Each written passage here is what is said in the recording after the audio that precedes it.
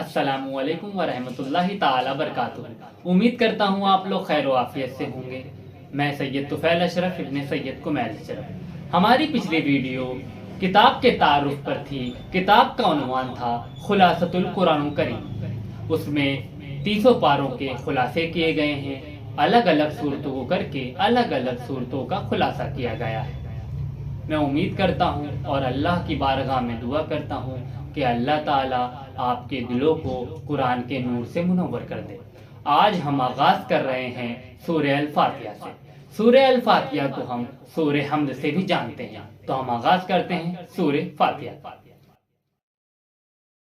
الحمد للہ رب العالمین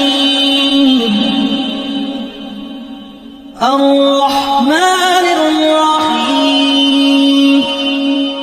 مالک یوم الدین ایاک نعبد وایاک نستعین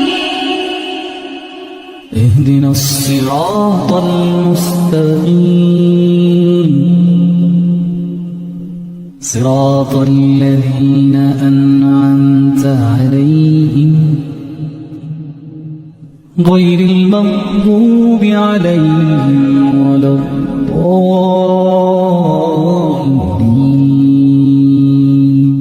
اسی کی حمد بیان کرو، اسی کی عبادت کرو، اسی سے مدد مانگو، اور سیدھے راستے پر چلو، ان کے راستے پر چلو جن پر اللہ نے انعام کیا، ان کے راستے پر ہرگز مت چلو جن پر اللہ غضبناک ہوا اور جو گمراہ ہو گئے۔